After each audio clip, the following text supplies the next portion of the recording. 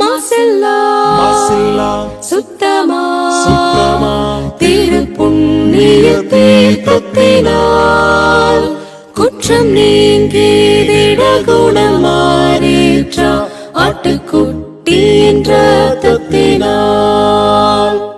மாசில்லா சுத்தமா திருப்புண்ணிய தீர்த்தத்தினால் குற்றம் நீங்கி விட குணமாறேற்ற ஆட்டுக்குட்டியின் ரத்தத்தினால். தேவனுடைய நாமத்திற்கு மகிமை உண்டாவதாக. வாரத்தின் முதல் நாளிலே நாம் சபையாக ஒன்று சேர்ந்து தேவனை தொழுது கொள்வது என்பது நமக்கு கிடைக்கப்பட்டிருக்கிறதான மிக பெரிதான ஸ்லாக்கியம். ஆகையினாலே நாம் நன்றி உணர்வோடு மகிழ்ச்சியோடு முழு மனதோடு ஆவியோடு உண்மையாக அவரை நாம் தொழுது கொள்வோம். தூக்கமாக ஒரு பாடலை நாம் தெரிந்து கொள்வோம். சகோதரர்களை அன்போடு அழைக்கின்றோம். கற்பாறை போன்ற கடல் மேல் நடப்பது லேசான காரியம். கற்பாறை போன்ற கடல் மேல் நடப்பது லேசான காரியம். கற்சாடி நீரையும் கனிரசமாக்குதல் லேசான காரியம். கற்சாடி நீரையும் கனிரசமாக்குதல் லேசான காரியம். உமக்கது லேசான காரியம், லேசான காரியம். எதுவும் லேசான காரியம். பலன் உள்ளவன் பலன் அற்றவன், பலன் உள்ளவன் பலன் இல்லாதவன், யாராயிருந்தாலும் உதவிகள் செய்வது லேசான காரியம். உமக்கது லேசான காரியம். முதலாவது துதி ஜெபத்தை ஏறெடுக்கும்படியாக சகோதரர் ஒருவரை அன்போடு அழைக்கின்றோம். பரலோகத்திலே வாசமா இருக்கிற எங்கள் நல்ல பிதாவே, இக்காலத்தில் எங்களை அற்புதமாக வழிநடத்தி கொண்டு வருகிறவரே, உம் கிருபையாலும் உம் இரக்கத்தாலும் நாங்கள் வாழுகிறோம். எங்களால் ஏதாவது ஆகுமென்று யோசிக்கும் தகுதி கூட இல்லாதவர்கள், எங்களுடைய தகுதியெல்லாம் உமது குமாரனும் எங்கள் ஆண்டவருமாகிய இயேசுவில் இருக்கிறது. இந்த நாளிலே அவர் மூலமாய் அவர் இரத்தத்தால் கழுவப்பட்டவர்களாய் பலவீனராகிய நாங்கள் ஆவியின் பலத்தால் உம் சமூகத்திலே வந்து உம்மை தொழுது கொள்ள காத்திருக்கிறோம். நல்ல பிதாவே, எல்லாருமாய் சேர்ந்து எங்களை ஒரு பலி போல மொத்தமாக பலிபீடத்தின் மேலே ஒப்புக் கொடுக்கிறோம். இந்த நாளில் உம்மை தொழுது கொள்வதனால் உண்டாகிற ஆசீர்வாதம், சமாதானம், சுகம் அனைத்தையும் பெற்றுக்கொள்ள வாஞ்சையாய் எங்களை தாழ்த்துகிறோம். எங்கள் பாவ குற்றங்களை மன்னித்து எங்களை சுகந்த வாசனையாக முகர்ந்து எங்களை பலியாக ஏற்றுக்கொண்டு ஆசீர்வதிப்பீராக. நீ செய்த எல்லா உபகாரங்களுக்காக நன்றி என்று சொல்வதை தவிர வேறொன்றும் எங்களிடத்தில் இல்லை. எங்களை தாழ்த்துகிறோம், உம்மை உயர்த்துகிறோம். இயேசு கிறிஸ்துவின் பிதா குமாரன் பரிசுத்தாவின் நாமத்திலே உங்களை ஆசீர்வதித்து உலகளாவிய இந்த பொது தொழுகைக்கு வரவேற்கிறதுல மிகவும் மகிழ்ச்சி அடைகிறேன். அன்பான சகோதர சகோதரிகளே, பரிசுத்தவான்களே, உலகளாவிய தமிழ் சொந்தங்களே, வருஷத்தின் கடைசி நாட்களில் கர்த்தர் நம்மை ஆசீர்வதித்ததை உணர்ந்து பார்க்கவும் சிந்திக்கவும் அவருடைய ஆலயத்தில் நாம் கூடியிருக்கிறோம். உலகம் முழுவதும் நமது கர்த்தராகிய இயேசு கிறிஸ்து பாலகனாய் பிறந்தார் என்று மகிழ்ச்சி வெள்ளத்திலே மூழ்கத்தக்கதாக மக்கள் ஆயத்தமாகி வருகிறார்கள். யோவான் எழுதிய சுவிசேஷம் 1ஆம் அதிகாரம் 11வது வசனம். அவர் தமக்கு சொந்தமானதிலே வந்தார், அவருக்கு சொந்தமானவர்களோ அவரை ஏற்றுக்கொள்ளவில்லை. ரொம்ப ஆச்சரியமாக இருக்கும் இந்த தகவல் உங்களுக்கு. கடந்த 2000 ஆண்டுகளாக இயேசு கிறிஸ்து பிறந்தார் என்று கிறிஸ்தவர்கள் மட்டுமல்ல, உலகத்தில் உள்ள எல்லா மதத்தினரும், கடவுள் நம்பிக்கை இல்லாதவர்களும் இந்த நாளை மகிழ்ச்சியோடு அவர்கள் நினைத்து பார்க்கும்போது, கிறிஸ்து தாமே மாம்சத்தில் வந்த அந்த ஜனம் அதாவது அந்த யூதர்கள் அவரை ஏற்றுக்கொள்ளவில்லை. ரொம்ப ஆச்சரியமாக இருக்குது. 2000 ஆண்டுகளுக்கு முன்னால் அவர் பெத்லகேமில் பிறந்தபோது அவரை ஏற்றுக்கொள்ளவில்லை. அவரை சிலுவையிலே அறைந்து கொன்றார்கள். அவர் மரித்தோரில் எழுந்த பின்பும் அவரை ஏற்றுக்கொள்ளவில்லை. இந்நாள் வரைக்கும் இந்த இயேசுவை அவர்கள் ஏற்றுக்கொள்ளவில்லை. என் அன்பு சகோதரர்களே, இதை குறித்து நீங்கள் சிந்தித்து பார்க்க வேண்டும். அவர் தமக்கு சொந்தமானதிலே வந்தார். இந்த இடத்துல சொந்தமானது என்பது அவளுடைய குடும்பத்தை சொல்கிறார், உறவை சொல்கிறார். அவர்கள் இயேசு கிறிஸ்து எந்த குடும்பத்திலே வந்தார் என்று சொல்கிறார். ஆபிரகாம் இடத்துல உன்னுடைய சந்ததிக்குள் பூமியில் உள்ள வம்சங்கள் எல்லாம் ஆசீர்வதிக்கப்படும் என்று சொல்லியிருந்தார். இதை ஆதியாகமம் 12வது அதிகாரம் 3வது வசனத்திலே படிக்கிறோம். யூதாவின் மூலமாய் செங்கோல் பூமி எங்கும் ஆளப்படும், யூதா பால சிங்கம் என்று ஆபிரகாமினுடைய பேரனாகிய யாக்கோபிடத்திலே தேவன் சொல்லியிருந்தார். ஆதியாகமம் 49ஆம் அதிகாரம் 10வது வசனம். 2 சாமுவேல் 7வது அதிகாரம் 12, 13, 14 வசனங்களில் தேவன் தாவீதுக்கு சத்தியம் செய்தார். உன் கர்ப்ப பிறப்பாகிய என்னுடைய சந்ததியை நான் எழும்ப பண்ணுவேன், அவருடைய சிங்காசனத்தை அசையாமல் இருக்கும்படி நிலைக்க பண்ணுவேன், நான் அவனுக்கு பிதாவாயிருப்பேன், அவன் எனக்கு குமாரனாயிருப்பான். இந்த வாக்குறுதியை தாவீது கேட்டு அவன் மகிழ்ச்சி அடைந்தான். காரணம் என்னன்னா, அன்றைக்கு தாவீதினுடைய மகனாகிய சாலமோன் தேவாலயத்தை கட்டினான் என்பது நம்ம எல்லாருக்கும் தெரியும். இயேசு கிறிஸ்து பிறப்பதற்கு முன்பாக ஏறக்குறைய 1000 ஆண்டுகளில் அவன் தேவாலயத்தை கட்டினான். ஆனால் அந்த தேவாலயத்தில் தேவன் வாசமாக இருந்தாரா? அப்போஸ்தலர் நடபடிகள் 7ஆம் அதிகாரம் 49ஆம் வசனத்தில் படிக்கிறோம், மனுஷர் கரங்களால் கட்டப்பட்ட ஆலயத்தில் தேவன் வாசமாகிறார்.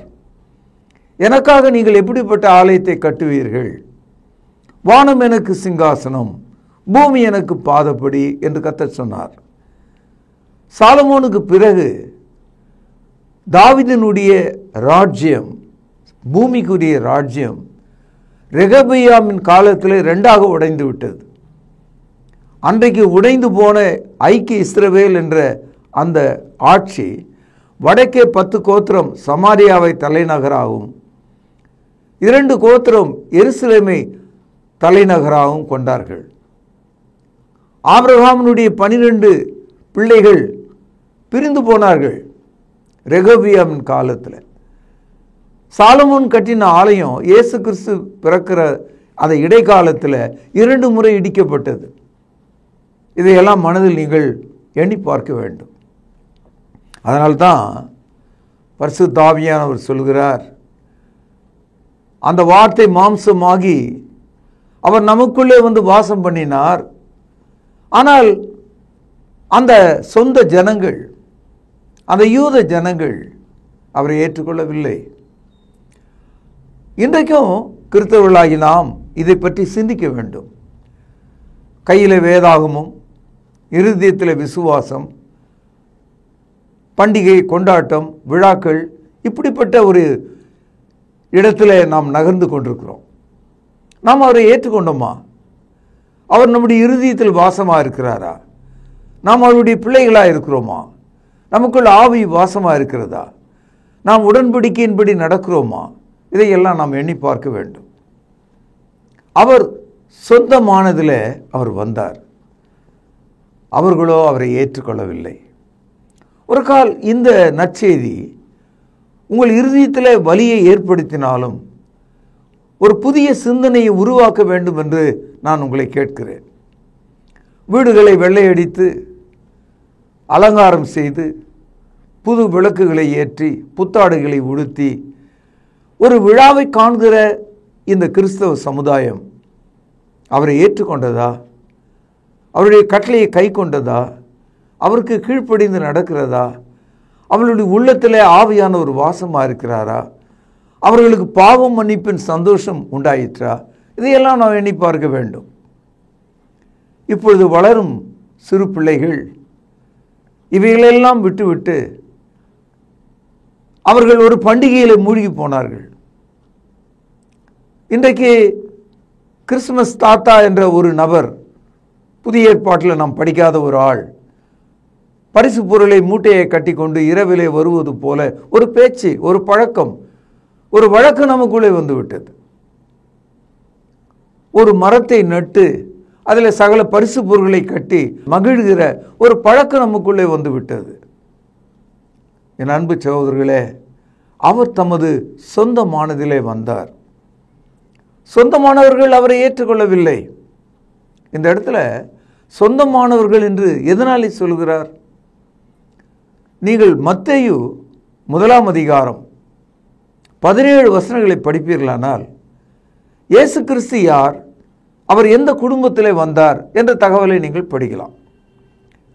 மத்தேயு 1 அதிகாரம் 1 வசனத்தில் ஆபிரகாமினுடைய குமாரனும் தாவீதின் குமாரனும் ஆகிய இயேசு கிறிஸ்துனுடைய வம்ச வரலாறு, அந்த ஒரு வசனத்தில் ஆபிரகாம் தொடங்கி இயேசு கிறிஸ்து வரைக்கும் அந்த உறவு அங்கே பேசப்பட்டிருக்கு. நீங்கள் கீழே தொடர்ந்து படிச்சீங்கன்னா ஆபிரகாம் முதற்கொண்டு தாவீது வரைக்கும் 14 தலைமுறைகளும், தாவீது முதற்கொண்டு பாபிலோனுக்கு சிறையாக போன வரைக்கும் 14 தலைமுறைகளும், பாபிலோன் சிறையிலிருந்து திரும்பி வந்து இயேசு கிறிஸ்து வரைக்கும் 14 தலைமுறைகளும், 3 14 42 தலைமுறை. சகோதரர் மத்தேயு இப்படி ரெக்கார்ட் பண்ணி நமக்கு இயேசு கிறிஸ்துனுடைய அந்த குடும்ப அட்டவணையை நமக்கு காண்பிக்கிறார். இயேசு கிறிஸ்து தற்செயலாக பிறந்த ஒருவர் அல்ல, திடீரென்று ஞானம் அடைந்தவர் அல்ல, ஒரு ஆச்சரியமாய் விழுந்த ஒரு நட்சத்திரம் அல்ல, அல்லது பூமியின் அடியில் குடைந்து எடுத்த ஒரு வைர கல் அல்ல. இயேசு கிறிஸ்து வரலாற்றில் தேவனுடைய திட்டத்தின்படி வந்தவராக இருக்கிறார். ரொம்ப ஆச்சரியமான ஒரு தகவல். நீங்கள் லூக்கா எழுதிய சுவிசேஷம் 3 அதிகாரம் 23 முதல் 38 வசனங்களை படித்தீங்கன்னா ஒரு அழகான காட்சி. ஒரு உயரமான ஏணியை அவர்கள் ஒரு செவற்றின் மேலே சாய்த்து வைத்திருக்கிறாங்க. நீங்கள் ஏறுவதாக இருந்தால் 1 2 3ன்னு ஏறிட்டே போகலாம் கடைசி வரைக்கும். லூக்கா நமக்காக ஒரு ஏணியை காண்பிக்கிறார். அந்த ஏணி என்னன்னா இயேசு கிறிஸ்துவை காண்பிக்கிறார். இயேசு கிறிஸ்துவனுடைய பூமிக்குரிய தகப்பன் யோசேப்பை காண்பிக்கிறார். அந்த யோசேப்பினுடைய தகப்பன் ஏலியை காண்பிக்கிறார். இப்படியே நீங்கள் ஏறிட்டே போனீங்கன்னா ஆதாமை காண்பிக்கிறார். ஆதாம் தேவனால் சிருஷ்டிக்கப்பட்டவன் என்று காண்பிக்கிறார். அர்த்தம் என்னன்னா, மத்தேயு ஆபிரகாமிலிருந்து இயேசு கிறிஸ்து 42வது தலைமுறை என்று சொல்கிறார். லூக்கா இயேசு கிறிஸ்து இயேசுவிலிருந்து ஆதாம் 72வது தலைமுறை என்று சொல்கிறார். சகோதரர்களே, இந்த 2 குடும்ப அட்டவணையை நாம் படித்து பார்க்கும்போது இயேசு கிறிஸ்து நிகரற்ற வரலாற்றின் தடயங்களை தனக்குள் கொண்டிருக்கிறார். இயேசு கிறிஸ்து யார் என்று நீங்கள் விசாரித்தால் அவர் ஆதாமிலிருந்து வரிசை காண்பிக்கப்படுகிறார். அவர் ஆபிரகாமிலிருந்து வரிசை காண்பிக்கப்படுகிறார். இப்படிப்பட்ட ஒருவரை நீங்கள் எப்படி ஏற்றுக்கொண்டீர்கள், எப்படி புரிந்து கொண்டீர்கள்? அவரை வெறும் பாலகனாக கடந்த 2000 ஆண்டுகளாக ஒரு குழந்தையாக இன்னும் நீங்கள் பார்த்து கொண்டிருக்கிறீர்களா? என் அன்பு சகோதரர்களே, அதை கடந்து தாண்டி நீங்கள் அவரை மீட்பராகவும் இரட்சகராகவும் ஆண்டவராகவும் தாவீதினுடைய குமாரனாகவும் புரிந்து கொள்ளுங்கள். சகோதரே, இயேசு வாழ்ந்த காலத்தில் ஒரு மனிதன், அவன் ஒரு குருடனாயிருந்தான். அவன் யூதய தேசத்தில் இல்லாமல் எரிகோவில் இருந்தான். எரிகோ ஒரு சூதாட்ட பட்டணமாக அந்த காலத்தில் இருந்தது. விபச்சாரிகளின் கேந்திரமாக இருந்தது. பாவிகளின் கூடாரமாக இருந்தது. அங்கே பெரும் பணக்காரர்களும் குடிகாரர்களும் இருந்தாங்க. ஆக ஏழைகளாகிய பிச்சைக்காரர்கள் அங்கே போய் அவர்கள் பிச்சை கேட்பது வழக்கமாக இருந்தது. பர்த்திமேயு என்று சொல்லக்கூடிய ஒரு பிச்சைக்காரன் அவன் குருடனாய் இருந்தபடியினால் அவன் எருசலேமை விட்டு யூதேயாவை விட்டு அவன் எரிகோவுக்கு போய் பிச்சை கேட்டுக்கொண்டிருக்கிறான். அந்த இடத்துல இயேசு வந்தார் என்று அவன் கேள்விப்பட்ட பொழுது அவனுடைய வாழ்க்கையில் நடந்த ஒரு மாற்றம், அவன் தன்னுடைய குடும்பத்தை குறித்து புரிந்து கொண்ட ஒரு புரிதல் நமக்கு மிகவும் ஆச்சரியமாக இருக்கிறது. இன்றைக்கும் பாருங்க, இரத்தம் தண்ணீர் எது கனமானது? இரத்தம் கனமானது. அதாவது தண்ணீரை விட இரத்தம் கொஞ்சம் வலுவானது, கனமானது. இன்றைக்கும் பாருங்க, வாழ்க்கையில் ஒரு 10 பேரை நம்ம பார்த்தோம்னா முதல்ல சொந்தத்தை தான் தேடி போவோம். ஏன்னா உறவு கொஞ்சம் நீங்கள் வசதியாக இருந்தால் ஏழைகளாகி உங்கள் உறவெல்லாம் உங்ககிட்ட தான் வருவாங்க. இயேசு கிறிஸ்து பூமியில் வந்தபோது அவர் ஒரு யூதனாக வந்த பொழுது, அவர் தாவீதின் குடும்பத்தில் வந்த பொழுது, அந்த குருடனும் பிச்சைக்காரனுமாக இருந்த பர்த்திமேயுக்கு ஒரு வித்தியாசமான அறிவு உண்டாயிற்று. அவன் இயேசுவை எப்படி அழைக்கிறான் என்று பாருங்க. சொந்தம் சொல்லி கூப்பிடுறான். ஐயா, நீயும் நானும் ஒரே குடும்பத்தை சேர்ந்த ஆள், நான் இங்கே குருடனா பிச்சைக்காரனா உட்கார்ந்துருக்கேன், எனக்கு பார்வையை தாங்க அப்படின்னு கேட்டான். இந்த காலையில் நீங்களும் நானும் அவர் சொந்தமானதில் வந்தார், நீங்கள் அவருடைய பிள்ளைகளாக இருக்கும்படி அவரை நோக்கி கூப்பிடலாம். மத்தேயு 11வது அதிகாரம் 28வது வசனத்தில் படிக்கிறோம், வருத்தப்பட்டு பாரம் சுமக்கிறவர்களே, நீங்கள் எல்லாரும் என்னிடத்தில் வாருங்கள், நான் உங்களுக்கு இளைப்பாறுதலை தருவேன் என்று சொன்னார்.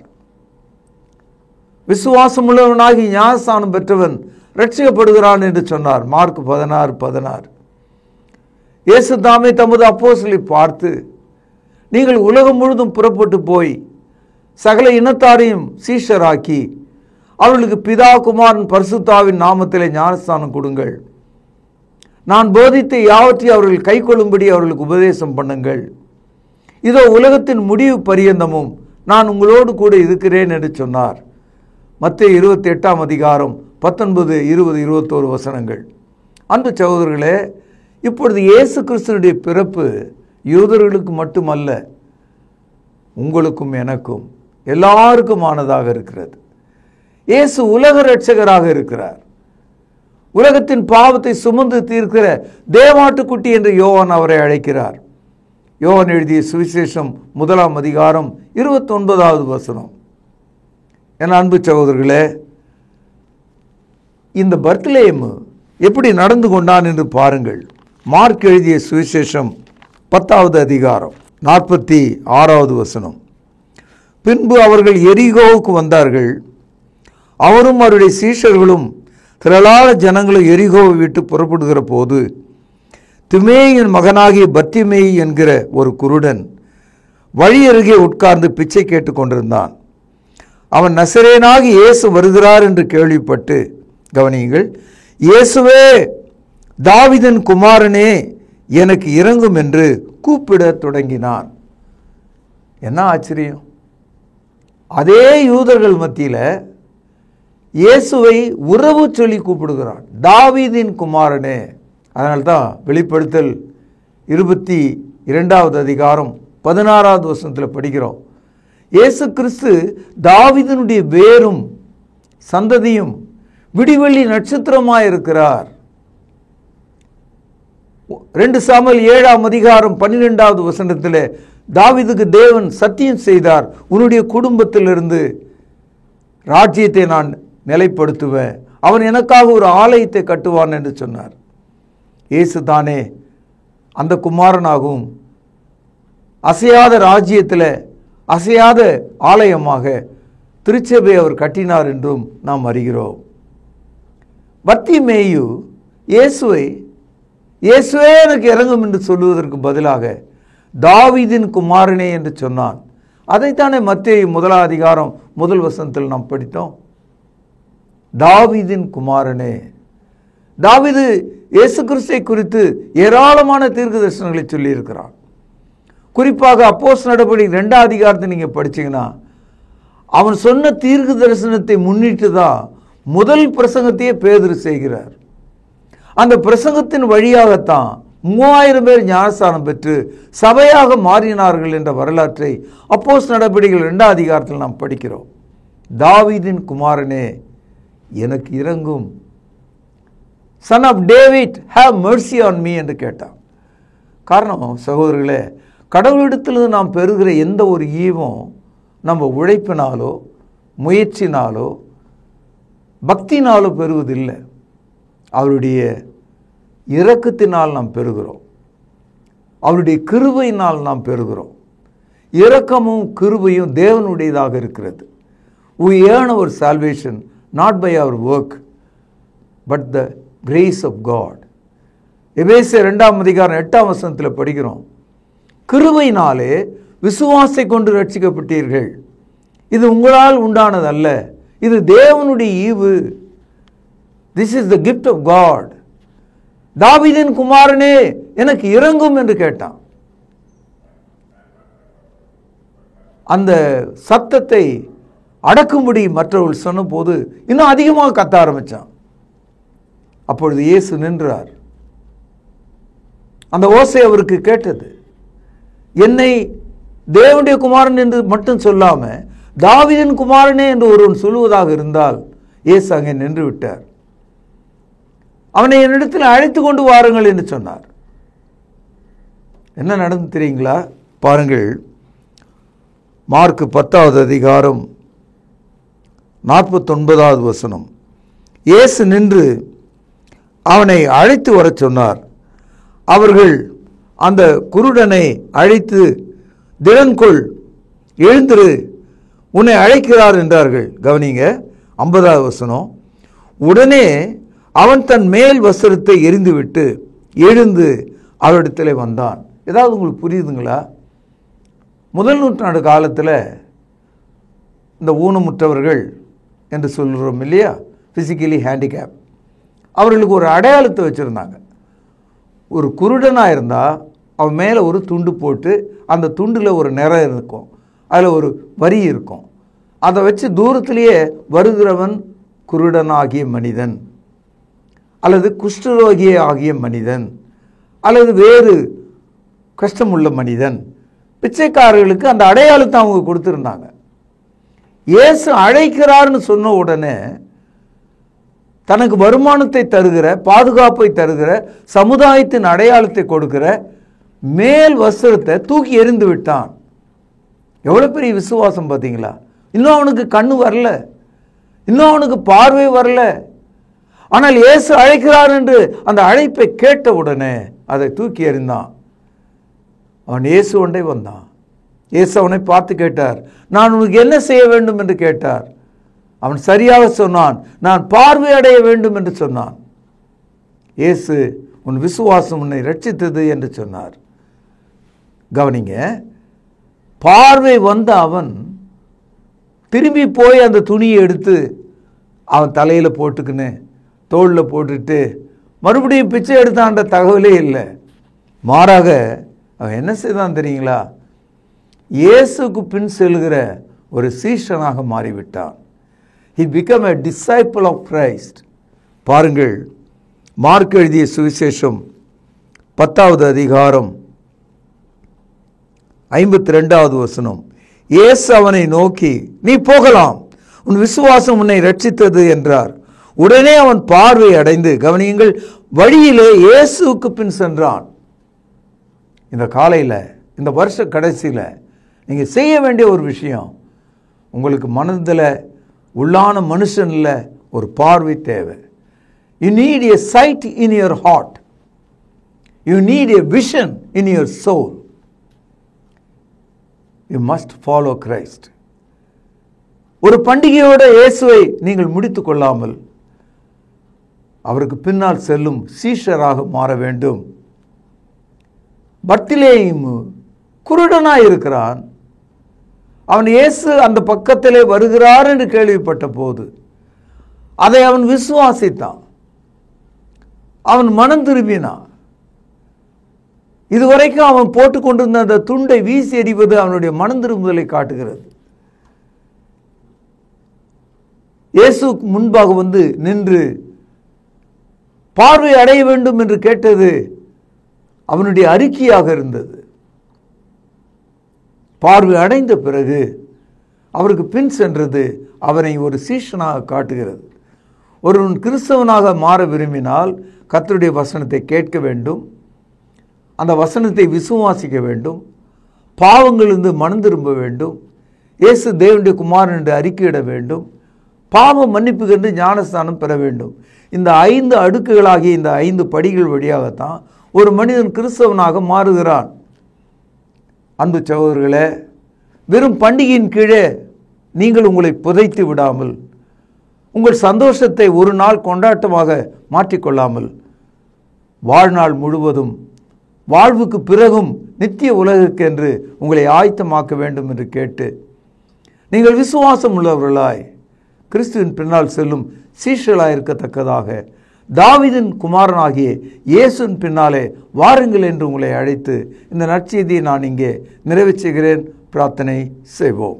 தூய தகப்பனே, எங்கள் மனத்திரைகளில் இருந்து வெளிச்சத்தை உண்டாக்கும்படி, எங்கள் உள்ளத்தின் ஆழத்தில் விசுவாசம் ஊறும்படி உமது வார்த்தைகள் பேசப்பட்டதுக்காகவும் கேட்கப்பட்டதுக்காகவும் நன்றி செலுத்துகிறேன். தாவீதின் குமாரனே, எங்களுக்கு இறங்கும் என்று நாங்கள் கேட்கத்தக்கதாக எங்களை ஏவியருளும். எங்கள் குடும்பத்தை ஆசீர்வதியும். எங்கள் குடும்பம் ஆண்டவரே பிரிந்திருக்கிறது, கலகத்தில் இருக்கிறது, பிள்ளைகள் தூரமாக இருக்கிறார்கள், பெற்றோர்களை மறந்திருக்கிறார்கள். அனைவரும் ஒன்றுபட வேண்டும் என்று செபிக்கிறேன். உலகளாவிய உமது திருச்சபையை ஆசீர்வதியும். ஞானமுள்ள மக்களாக இவர்களை மாற்றும். ஆண்டவர் இயேசுவின் நாமத்தில் ஜெபம் கேளும் ஜீவனுள்ள எங்கள் பிதாவே, ஆமென். நம்முடைய கர்த்தராகிய இயேசு கிறிஸ்துவின் கிருபையும் பிதாவின் அன்பும் ஆவியானவரின் ஆசீர்வாதமும் வழி நடத்துதலும் நம் அனைவரோடும் சதா காலமும் நிலைத்திருப்பதாக, ஆமென். கிறிஸ்து இயேசு தம்முடைய சரீரத்தை நமக்காக கிழிக்கு கொடுத்து தன்னுடைய இரத்தத்தை சிந்தினார். அவருடைய பந்தியை நினைவு கூறத்தக்கதாக நாம் ஆயத்தமாவோம். வழிநடத்தும்படியாக சகோதரர்களை அன்போடு அழைக்கின்றோம். கர்த்தருடைய பந்தியிலே பங்கு கொள்ளும்படி நம்மை நாமே ஆயத்தப்படுத்துவோம். ஆண்டவராகிய இயேசு கிறிஸ்து காட்டிக் கொடுக்கப்பட்ட அன்று ராத்திரியிலே அப்பத்தை எடுத்து ஆசீர்வதித்து, இதை பிட்டு நீங்கள் வாங்கி புசியுங்கள், இது உங்களுக்காக பிற்கப்படுகிற என்னுடைய சரீரமாய் இருக்கிறது என்று சொல்லியிருக்கிறார். அப்பத்திற்காக நாம் ஜெபித்து இதில் பங்கு கொள்வோம். பரிசுத்தமும் இரக்கமும் தயவும் கிருபையும் நிறைந்த நல்ல ஆண்டவரே, உம்முடைய குமாரனாகிய இயேசு கிறிஸ்து சிலுவையிலே எங்களுடைய பாவங்களுக்காக தன்னுடைய இன்னுயிரை கொடுக்கும் பொழுது அவருடைய சரீரம் கிழிக்கப்பட்டது. அதற்கு ஒப்பாக இங்கு புளிப்பில்லாத அப்பம் இது வைக்கப்பட்டு இருக்கிறது. அப்பா, நீர் இந்த அப்பத்தை எங்களுக்கென்று ஆசீர்வதித்து தரும்படி விலையேற பெற்ற இயேசு கிறிஸ்துவனுடைய நல்ல நாமத்தினாலே இந்த ஜெபத்தை ஏறெடுக்கிறோம் அன்பின் பிதாவே, ஆமேன். அவர் அந்தபடியே பாத்திரத்தையும் எடுத்து, இந்த பாத்திரம் என் இரத்தத்தினால் ஆகிய புதிய உடன்படிக்கையாய் இருக்கிறது, என்னை நினைவு கூறும்படி இதை செய்யுங்கள் என்று சொல்லியிருக்கிறார். நாமும் கூட அவ்வண்ணமாகவே இதில் செய்யும்படியாக நாம் ஒன்று சேருவோம். தேவன் இந்த ரசத்தை ஆசீர்வதித்து தரும்படி நாம் ஜெபிப்போம். வானத்தையும் பூமியும் உண்டாக்கின சர்வ வல்லமையுள்ள எங்கள் நல்ல பிதாவே, என்னை நினைவு கூறும்படி இதை செய்யுங்கள் என்று சொல்லியிருக்கிறபடியே நாங்கள் செய்யும்படி வந்து நிற்கிறோம். இந்த ரசத்தை நீர் ஆசீர்வதித்து தாரும். குற்றமில்லாத மாசற்ற இதோ தகப்பனே, அந்த ரத்தம் எங்களுடைய பாவங்களுக்காக சிந்தப்பட்டது என்பதை நாங்கள் நினைத்து இதில் பங்கு கொள்ளும்படி, பயபக்தியோடு பங்கு கொள்ளும்படி எங்களை உற்சாகப்படுத்தும். எங்களை தாழ்த்துகிறோம். இந்த ரசத்தை நீர் ஆசீர்வதித்து தாரும். இயேசுவின் நல்ல நாமத்தில் இந்த ஜெபத்தை எடுக்கிறோம் அன்பின் பிதாவே, ஆமேன். இறுதியாக நாம் ஜெபித்து இந்த தொழுகையை நிறைவு செய்வோம். ஜெபிப்போம். கிருபையும் அன்பும் இரக்கமும் நிறைந்த பரம்பிதாவே, உம்மை தொழுது கொள்வது எவ்வளவு பெரிதான ஸ்லாக்கியம். அந்த ஸ்லாக்கியத்தை நீர் இந்த நாளில் எங்களுக்கு தந்தீரே, அதற்காக நன்றி தகப்பனே. நாங்கள் ஜெபித்த ஜெபங்களை நீர் அங்கீகரிக்க வேண்டுமாய் ஜெபிக்கிறோம். கிருபையின் பிதாவே, நாங்கள் கேட்ட வார்த்தைகளுக்காக நன்றி. அவைகள் எங்களுடைய இருதயத்தில் வைத்து அதன்படி எங்களுடைய வாழ்க்கை மறுரூபமாக நீர் தயவு செய்தல் வேண்டுமாய் ஜெபிக்கிறோம். பிதாவே, நீர் எங்களுக்கு இந்த வாரத்தில் ஆசீர்வாதமாக கொடுத்த வருமானத்திலிருந்து உமக்கென்று கொடுக்க நீர் எங்களுக்கு பாராட்டின தயவுக்காக நன்றி. இப்படியாக நாங்கள் கிறிஸ்துவனுடைய மரணத்தை நினைவு கூற நீர் தயவு பாராட்டினீர். எங்களுக்காக கிறிஸ்து தன்னுடைய சரீரத்தை கிழித்து இரத்தத்தை சிந்தினார். அதை நாங்கள் புசிக்கவும் பானம் பண்ணவும் நீர் தயவு பாராட்டினீர். இப்படியாக தாப்பனே, நாங்கள் ஏறெடுத்த தொழுகையை நீர்தாமே அங்கீகரிக்க வேண்டுமாகவும் ஆசீர்வதிக்க வேண்டுமாக ஜெபிக்கிறோம் தாப்பனே. சுவீனமாக இருப்பவர்களுக்கு உம்முடைய சுகத்தையும் ஆரோக்கியத்தையும் கட்டளை விடமா ஜெபிக்கிறோம். காத்துக்கொள்ளும் வழி நடத்தியறலும் இயேசு கிறிஸ்து மூலம் அனுப்புகிற நல்ல பரம்பிதாவே. ஆமென்.